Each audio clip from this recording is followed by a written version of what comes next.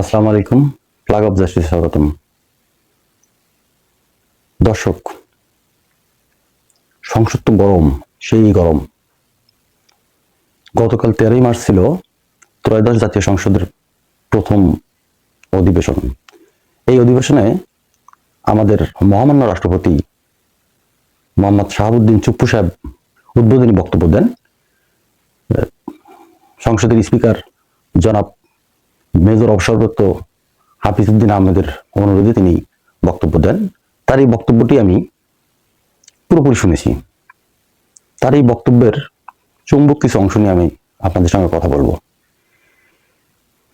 তিনি তার বক্তব্যে প্রথমেই সরকারের প্রধানমন্ত্রী জনাব তারেক রহমান, সংসদের স্পিকার, ডেপুটি স্পিকার এবং সব দলের সংসদ সদস্যদের প্রতি অভিবাদন জানান এবং কৃতজ্ঞতা জানান। এটি ছিল তার প্রথম বক্তব্যের প্রথম বিষয়।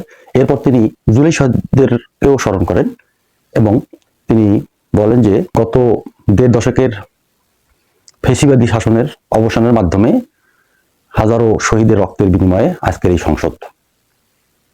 এরপর তিনি দীর্ঘ সময় ধরে সরকারের বিভিন্ন উন্নয়ন প্রকল্প নিয়ে কথা বলেন এবং সরকারের ভূয়সী প্রশংসা করেন।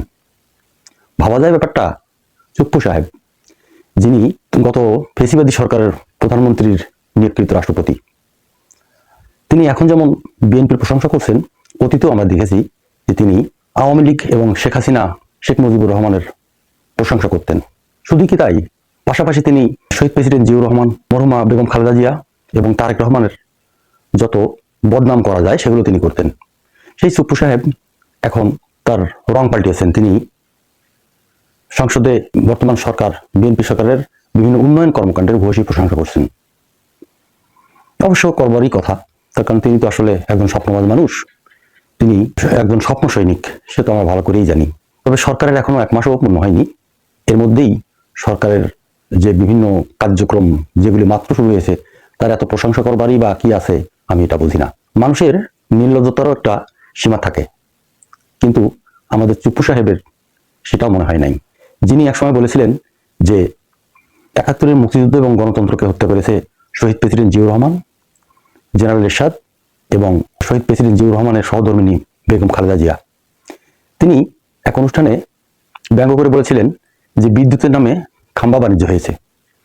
সেই রাষ্ট্রপতি আজকে তারেক রহমানের প্রশংসা করছেন, বিএনপি সরকারের প্রশংসা করছেন। কি এক আজব পৃথিবী! মানে মানুষের মেরুদণ্ড ছাড়া তো মানুষ হয় না। আমি জানি না এই আজব প্রাণীর মেরুদণ্ড আছে কিনা। তিনি যেদিকে বৃষ্টি সেদিকে ছাতা ধরেন, এমনই মানুষ। এমন নির্লজ্জতা জাতির জন্য সত্যিই খুব দুর্ভাগ্যের ব্যাপার। তিনি এরপর বিভিন্ন উন্নয়ন কর্মকাণ্ডের কথা উল্লেখ করে বিএনপি সরকারের ভূয়সী প্রশংসা করেন। দর্শক, আরো চমক আছে। সরকারের বিভিন্ন উন্নয়ন কর্মকাণ্ডের এবং পরিকল্পনার ভূয়সী প্রশংসা করার পর তিনি আবারও অন্য বিষয়ে একটু কথা বলেন। সেটা হলে তিনি বলেন যে বিগত ফেসিবাদী আমলে ফেসিবাদী সরকার আইন শৃঙ্খলা বাহিনীকে নিজেদের দলীয় বাহিনীতে রূপান্তর করেছিল এবং বর্তমান সরকার প্রশাসনকে একটি সুষম বিন্যাসের মাধ্যমে বর্তমান সরকার প্রশাসনকে ঢেলে সাজানোর মাধ্যমে পেশাগত দায়িত্বশীল একটি বাহিনী হিসেবে গড়ে তোলার চেষ্টা করছে। কি চমৎকার বক্তব্য! আমি ভাবছি অন্য কথা। যারা এতদিন চুপ্পু সাহেবকে আওয়ামী লীগের নিবনীয় প্রদীপ হিসেবে বিবেচনা করত, তাদের এই শেষ ভরসা চুপ্পু সাহেব। কিন্তু তার আজকের যে বক্তব্য, আওয়ামী লীগের শাসন আমল নিয়ে, আওয়ামী লীগের ফেসিবাদী আমলের সমালোচনা যে তিনি করলেন, এরপর এই ফেসিবাদের যারা দোষর বা ফেসিবাদকে যারা সমর্থন করেন, তাদের আসলে আসার জায়গাটা কোথায়? তারা এখন কি বলবেন? তাদের প্রত্যাশাটাই আর কি বাকি থাকে? তো দর্শক, চুপ্পু সাহেব যখন বক্তব্য দেওয়া শুরু করেন, তখন শুরুতেই সংসদে বেশ হইচই শুরু হয়। বিরোধী দলের সংসদ সদস্যরা হইচই শুরু করে এবং বিভিন্ন রকম স্লোগান দিতে থাকে। তারা হাতে জুলাইয়ের গাদ্দার লেখা প্ল্যাকার্ড হাতে নিয়ে তারা প্রতিবাদ জানিয়ে সংসদ বয়কট করে এবং রাষ্ট্রপতির ভাষণ বয়কট করে। অবশ্য সংসদ থেকে বের হয়ে যাওয়ার পর বিরোধী দলীয় নেতা এবং জামাতের আমির ডক্টর শফিকুর রহমান প্রেসের সামনে কথা বলেন, যেখানে তিনি রাষ্ট্রপতির ভাষণ বয়কট করা বা সংসদ অধিবেশন বয়কট করার 3টি কারণ ব্যাখ্যা করেন। এই 3টি কারণের একটি হলো যে রাষ্ট্রপতি ফেসিবাদী আমলে তিনি যে সময়টা দায়িত্বে ছিলেন, তখনকার বিভিন্ন রকম গুম খুন এবং বিভিন্ন অপরাধের সঙ্গে অপরাধে তার সহযোগিতা ছিল।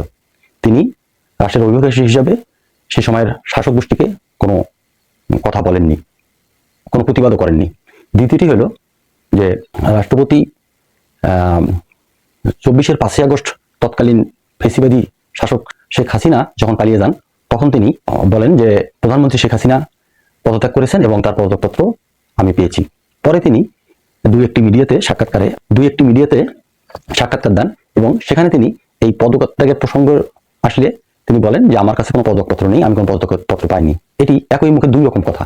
একজন মানুষ, অন্তত একজন রাষ্ট্রপতি হিসেবে তিনি এরকম ভুলভাল তথ্য বা একই বিষয়ে দুই রকম তথ্য দিতে পারেন না। এটি তার মিথ্যাচার এবং এটির মাধ্যমে তিনি শপথ ভঙ্গ করেছেন। আর তৃতীয় কারণটি হলো গণভোটের পর জুলাই সনদ বাস্তবায়নের জন্য রাষ্ট্রের অভিভাবক হিসেবে তার দায়িত্ব ছিল 20 দিনের মধ্যে সংবিধান সংস্কার পরিষদের সভা আহ্বান করা, কিন্তু সেটি তিনি করেননি। এটিও তার রাষ্ট্রের অভিভাবক হিসেবে এটি তার একটি বড় ব্যর্থতা বা দায়িত্বহীনতা। দর্শক, এরপর অবশ্য বিরোধী দলের নেতা ডক্টর শফিকুর রহমান সংসদে বক্তব্য দেন। সেখানে তিনি সংসদের স্পিকার মেজর অবসরপ্রাপ্ত হাফিজউদ্দিন আহমেদের উদ্দেশ্যে কিছু কথা বলেন। সেখানে তিনি বলেন যে আপনি সংসদের স্পিকার হিসেবে দায়িত্ব গ্রহণ করেছেন এবং আপনার যে দলীয় জাতীয়তাবাদী দলের স্থায়ী কমিটির সদস্য হিসেবে আপনি যে দায়িত্ব পালন করেছিলেন সেখান থেকে ইস্তফা দিয়েছেন। সুতরাং আপনি এখন শুধু বিএনপির না, আপনি সবার স্পিকার। আপনি ন্যায় বিচার করবেন এবং আপনি একজন মহান বীর মুক্তিযোদ্ধা। আপনার পক্ষেই সম্ভব একটি প্রাণবন্ত সংসদ গড়ে তোলা। এভাবে তিনি স্পিকারকে ধন্যবাদ দেন এবং তার ভূয়সী প্রশংসা করেন। দর্শক, সুপ্পু সাহেবের কথা আর কি বলবো। আপনারা নিশ্চয়ই তেলাপোকা দেখেছেন বা তেলাপোকার নাম শুনেছেন। পৃথিবীতে কিছু সর্বভোগ প্রাণী আছে, তেলাপোকা তাদের মধ্যে একটা। তেলাপোকা খায় না এমন কোনো খাদ্য নেই। তো আমাদের এই মহামান্য রাষ্ট্রপতি সুপ্পু সাহেবও এমনই অবস্থা। মানে তার অবস্থা দেখে মনে হচ্ছে তিনি কি আসলে গরিবের বউ? যখন যার তখন তার খুবই লজ্জাজনক একটা পরিস্থিতি। তিনি যে কোনো পরিস্থিতিতেই নিজেকে ম্যানেজ করে নিতে পারেন, এটি একটা ভালো গুণ। তবে রাষ্ট্রের অভিভাবক হিসেবে যে কোনো পরিস্থিতি নিজেকে ম্যানেজ করা নয়, বরং আইনানুগভাবে, আইনসিদ্ধভাবে জনতার পক্ষে দাঁড়ানোটাই রাষ্ট্রের অভিভাবক হিসেবে রাষ্ট্রপতির দায়িত্ব। তিনি তা কখনোই করেননি। আওয়ামী শাসন আমলে তিনি আওয়ামী লীগের প্রশংসা করেছেন এবং বিএনপি এবং অন্যান্য দলের কুৎসা করেছেন। এখন তিনি সময় বুঝে বিএনপি সরকার ক্ষমতায় আসার পর বিএনপির প্রশংসা করছেন, বুঝে বা না বুঝে, অথবা তেল মারার জন্য। এটি খুবই দুঃখজনক এবং লজ্জাজনক। একজন রাষ্ট্রের অভিভাবক হিসেবে তার এমন আচরণ খুবই অসুন্দর এবং কুৎসিত। জানি না সামনে আর কি কি অপেক্ষা করছে। তো দর্শক, অপেক্ষা করতে থাকুন, দেখুন আবার নতুন কোন ঘটনা আসে। সংসদকে কেন্দ্র করে যা হলো সেটি তো আমরা জানলাম। ধন্যবাদ। আসসালামু আলাইকুম।